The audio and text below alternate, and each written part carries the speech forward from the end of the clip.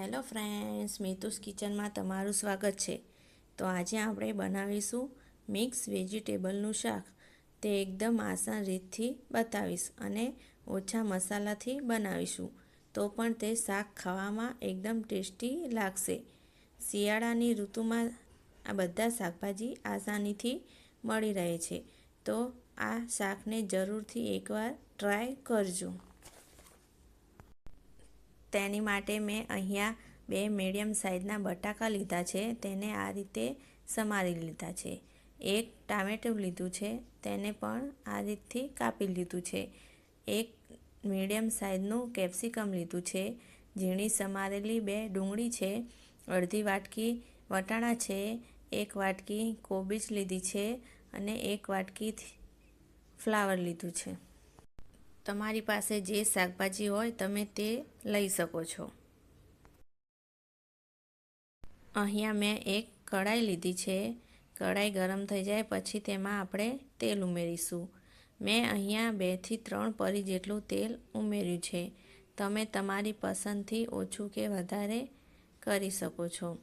તેલ ગરમ થઈ જાય પછી તેમાં અડધી ચમચી રાઈ ઉમેરીશું. અડધી ચમચી જીરું ઉમેરીશું. રાઈ અને જીરું ચટકી જાય પછી થોડીક હિંગ ઉમેરીશું. થોડા લીમડાના પાન ઉમેરીશું. પછી તેમાં ઝીણી સમારેલી ડુંગળી ઉમેરી લઈશું. ડુંગળીનો કલર બદલાય ત્યાં સુધી તેને થવા દઈશું. લગભગ 2-3 મિનિટ તેમાં લાગશે. ડુંગળીનો કલર બદલાઈ ગયો છે. હવે તેમાં 1 ચમચી લસણની પેસ્ટ ઉમેરીશું. આપણે ગેસને મીડિયમ રાખીને થવા દઈશું. તમારે જો મરચાંની પેસ્ટ ઉમેરવી હોય તો તમે તે પણ ઉમેરી શકો છો.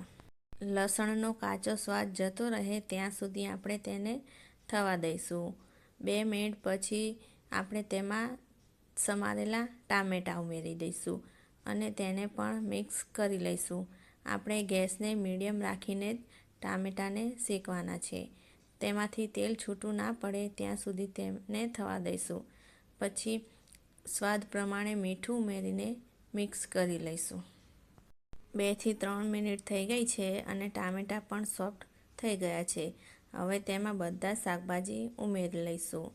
તેમાં સમારેલું ફ્લાવર ઉમેરીશું. પછી કોબીજ ઉમેરી લઈશું. બટાકા ઉમેરી લઈશું. બધું શાકભાજી મેં 2-3 પાણીથી ધોઈ લીધું છે. પછી વટાણા ઉમેરીશું અને કેપ્સિકમ ઉમેરીશું. પછી બધું મિક્સ કરી લઈશું. આપણે તેને 2 મિનિટ સુધી સાંતળશું. 2 મિનિટ પછી બધું જ શાકભાજી મિક્સ થઈ ગયું છે. હવે તેમાં મસાલા કરી લઈશું. તેમાં 1 થી 1.5 ચમચી જેટલું મરચું ઉમેરીશું. આ મીડિયમ તીખું છે. પછી અડધી ચમચી હળદર ઉમેરીશું અને અડધી ચમચી ધાણા પાવડર ઉમેરીશું. મીઠું મેં પહેલાં નાખ્યું હતું એટલે અત્યારે નથી ઉમેરતી. તમે ટેસ્ટ કરીને તેમાં થોડું ઉમેરી શકો છો.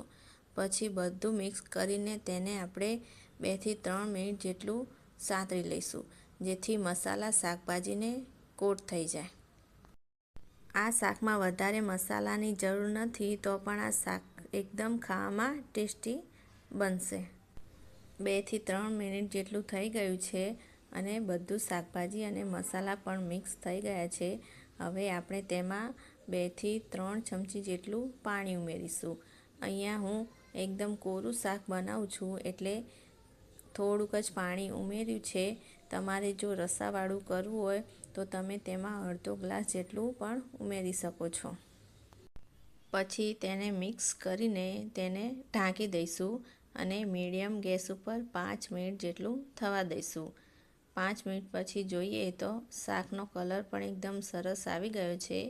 આપણે ચેક કરી લઈએ કે શાક ચડ્યું છે કે નહીં. તો થોડુંક મને અહીંયા કાચું લાગે છે તો તેમાં 2-3 ચમચી જેટલું પાણી ઉમેરીને તેને વધારે 2 મિનિટ સુધી થવા દઈશું અને વચ્ચે વચ્ચે હલાવતા રહીશું.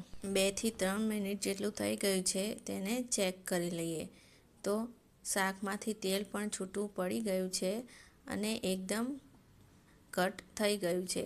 તો જોઈ શકો છો આપણે તેમાં થોડો ગરમ મસાલો ઉમેરીશું અને લીલા ધાણા ઉમેરીશું અને મિક્સ કરી લઈશું.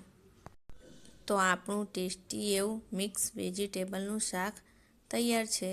તમે તેને રોટલી, પરાઠા કે ભાત સાથે પણ ખાઈ શકો છો. જો તમને મારી આ રેસીપી ગમી હોય તો લાઈક કરજો, સારી એવી કમેન્ટ કરજો અને સબસ્ક્રાઈબ કરી લેજો.